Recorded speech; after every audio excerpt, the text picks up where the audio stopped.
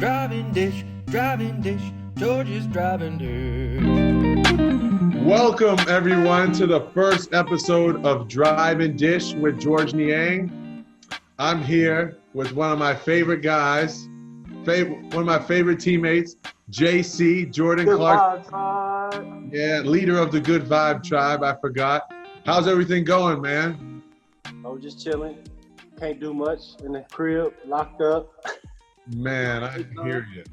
Just first and foremost, where are you at right now? What have you been doing, on a daily basis? I mean, I guess just fill people in on what your daily routine is and where you're at right now. Right now I'm in LA. It's kind of slow. I ain't really got no schedule, to be honest with you. I wake up whenever I want to. I got my guy that works me out here, so we kind of go through stuff in the house, and then we got a little private little gym. Nobody's there. It's just us two getting up shots, and then I come home and just chill, bro. I play video games sometimes. You know me, just vibing out. Yeah, I know. For the people that don't know Jordan could be scooping up horse manure and he'll have a smile on his face. I never see this guy not having a smile on his face. Captain of the Good Vibe Tribe. I guess, my next topic, Jordan, would be, obviously you came to Utah, right at the trade deadline, and, people haven't really gotten to know you for you. But, I mean, obviously being around you, I know the things that, I feel like I have a good feel of the things that you like and don't like. But the first thing I want to hit on is, everybody has a question about it. You've been a fashion guy for a long time, whether it was in LA or in Cleveland. Just how did all of that get started? I always kind of been a little different when I dressed and stuff. Always going to like Hot Topic, stuff like that, Spencer's, just finding anything to wear or whatever when I was growing up. And then, you get a little money made, the swag kind of upgrade a little bit. You start acting a little different. You know how it is. It just came with it. I'm very creative too, so I just kind of just let it all flow. When I go get clothes, I think I can just make whatever look good. So. Yeah. So now I got two questions for you. So with like your creative mind, like who is like your inspiration when you like when you first started getting creative? Like who comes to mind? Like where you're like, dang, like I really like their vibe. I really like their energy when it comes to like fashion. Probably the biggest one for me is probably Pharrell.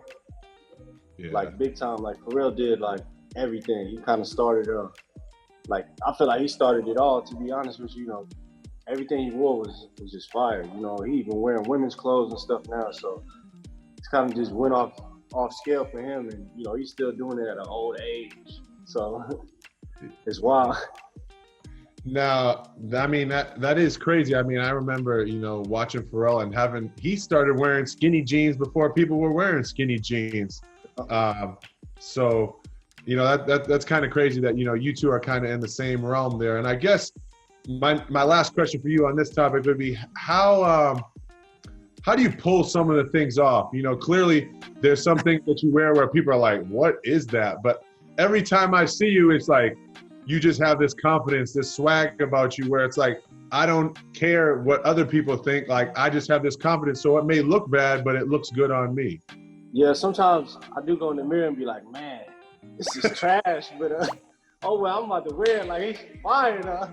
See what happens. And then that's how I get with it. But that's really it. Like, I don't really care what people think, to be honest with you. I just come, put whatever clothes I got on. If I look at it and say, man, this is really trash, I still throw it on and try to pull it off. Try to do something. Yeah. Yeah, I really don't care really what people think or critique about it. I think it's most time when they're doing it, it's funny anyway.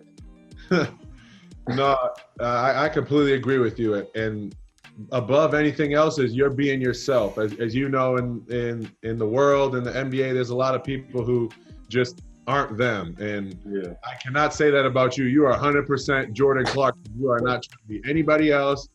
You are Jordan Clarkson to the fullest. And I think that's honestly why Utah is kind of embraced you, come off the bench, babyface assassin, get right to it. But, from your social media page and what you show other people, I think, you also show how you adapt to your environment. You know, like obviously you posted pictures of you hiking.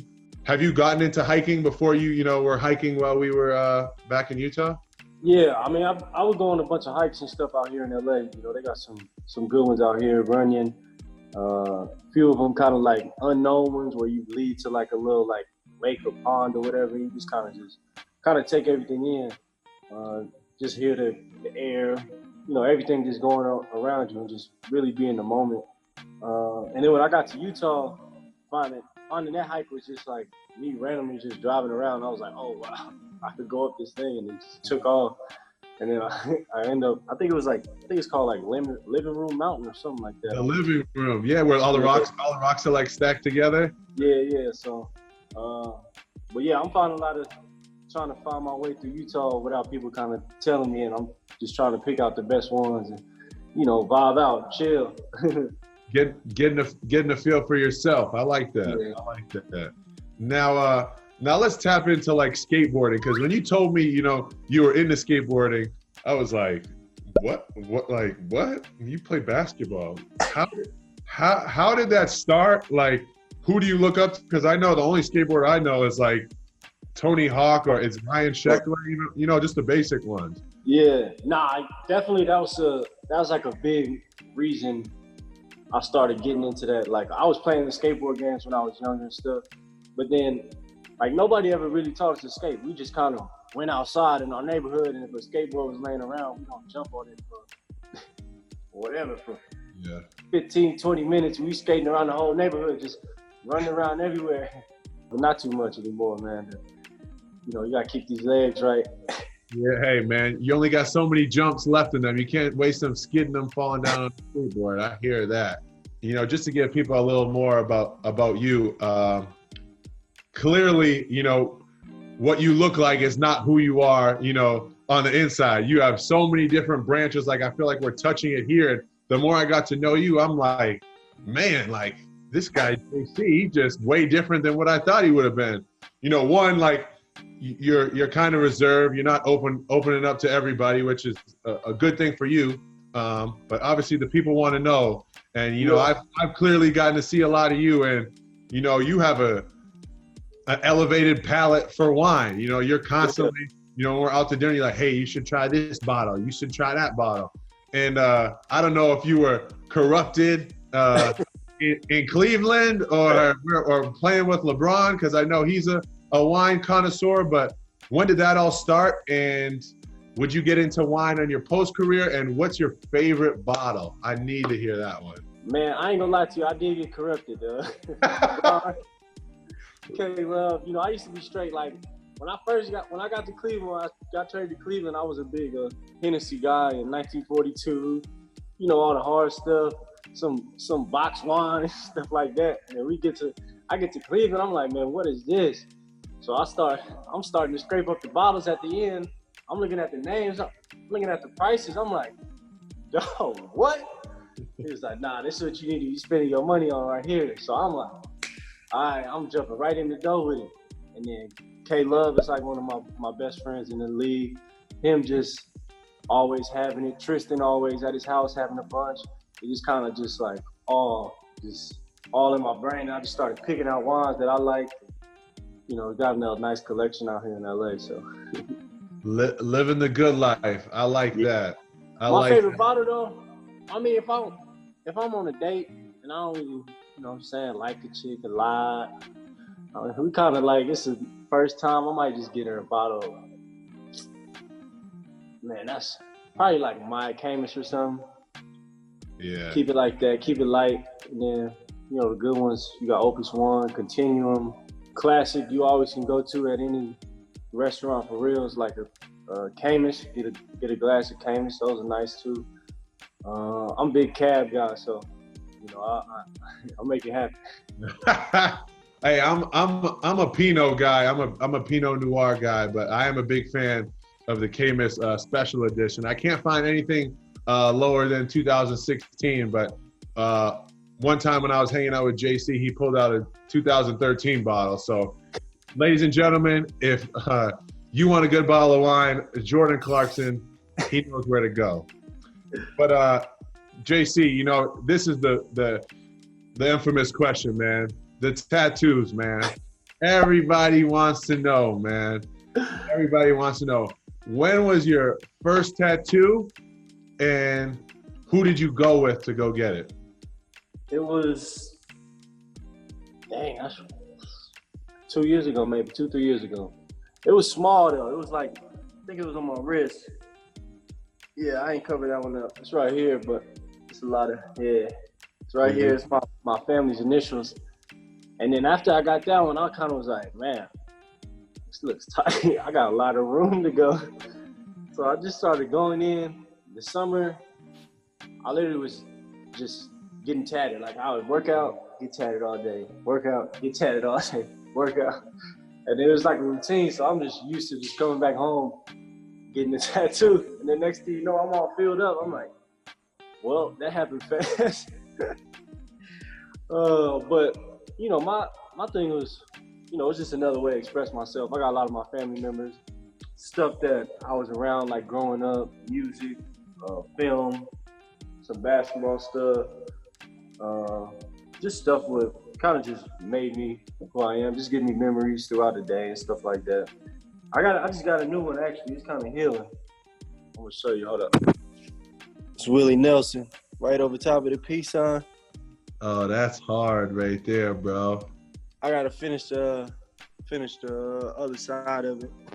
That's you know, sweet. He's from Texas, you know. Good old Chill Willie, man. Good vibe, tribe, you know. Hey, man. And I think that's super dope, man. And I think that's great because you're not trying to be anybody else but yourself. And I think that's so cool. You know, my last question on that topic is kind of like, we talked about fashion and, you know, then we mix that in with tattoos. And some people would be like, oh, man, I kind of regret getting tattoos. But, you know, you're kind of on the wavelength where it's like, no, like, I'm going to get more. This is who I am. And you more or less just, you know, speak a little bit on that and where, you know, you're unapologetically you and you're not going to change anybody. Yeah, you're exactly right, bro. That's it. I mean, this is just who I am. I like art. I love tattoos. I got a good relationship with my tattoo artist. So, you know, we all kind of, it's just kind of, you know, who I am as a person. And, you know, people going to accept you for who you are or they ain't. So, you know, I'd rather just everybody just be who they are. If you don't like it, then find some other person to hang around. And if you do, come kick it with the boy. Yeah, hey, the more the merrier, right? Yeah. You know, and that leads me to our last topic, man. And, you know, obviously this speaks to who you are. And I don't, you know, obviously I've only known you for a little bit, but what you've been through. But you're always smiling, whether, you know, we've lost 5 games straight, whether you had a bad game, whether, you know, something happened at home. And you never let bad things, you know, consume your energy. And you constantly point out when other people have bad things consuming their energy, like it could be worse. You know, what motivates you to be that kind of person?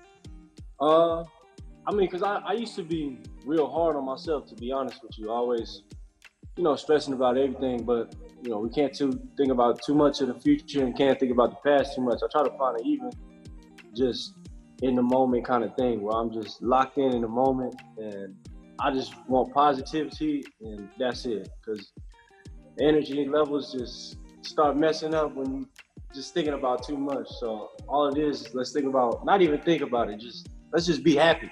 That's it. Just chill. Let's be happy. Let's do what we gotta do. If we didn't do it, we're gonna get it the next time, and that's it. Right. Now, when did all that start? Did that start off when you were in San Antonio as a young kid, or even more impressive, did that start, you know, when you got in the NBA? Because, you know, you're coming from Missouri, you know what I mean, small town kid, you know, and then you step foot into LA, and there's a lot of pressures and outside noise that, you know, the stress of being disappointed or things not going your way, you could easily have days where you're not smiling. But, you know, ever since, you know, you've been in the league, it's sort of been like that.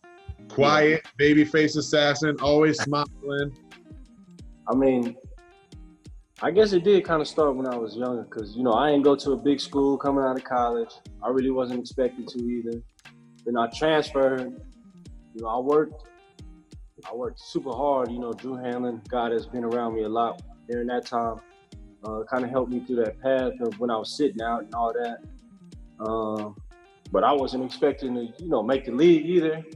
So I'm just doing my thing in Missouri, playing hard, just doing that. And people talking about the NBA. I'm like, well, yeah, shoot, I'll go up there and hoop too. What's up?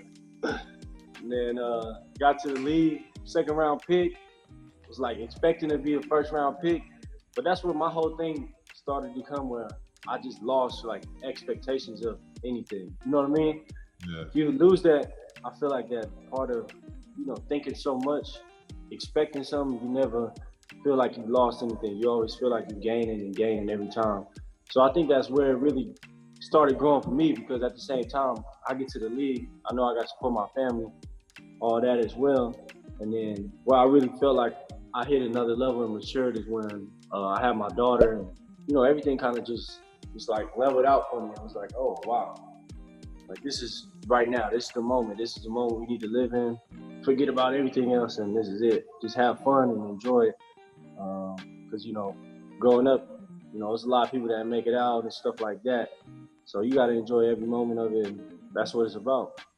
Yeah, no, that's so true. And the crazy part is a lot of people will get on these type of things and say the things that people want to hear, but you really, live these things. I mean, you are who you are. You have so many interests. You're more than just a basketball player. I guess, to wrap this up, if you had, advice for, any kid that, was confused and, didn't know what he wanted, and you take a look back at your journey, what's the best piece of advice you have for him? Or her? I just say try anything. Try it until you feel like you like something or love it. Have the energy and the passion for it. If that's art, building houses, cleaning houses, vacuuming, taking out trash, whatever it is. Like, if you find a joy in that, that's what you should go do. Live life, and you should be happy about where you are and what you're doing. And then I feel like what that do is project you to other things and give you other opportunities, because people don't feel that energy and just bring it all into one. Hey, there you have it, folks. The man, the myth, the legend, the Good Vibe Tribe leader, Jordan Clarkson. Jordan, thank you so much for joining me on my first episode of Drive and Dish. I really appreciate it. Now, go hop in the sun and get you some vitamin D, my good man. You already know, bro. Good Vibe Tribe. Peace, dog.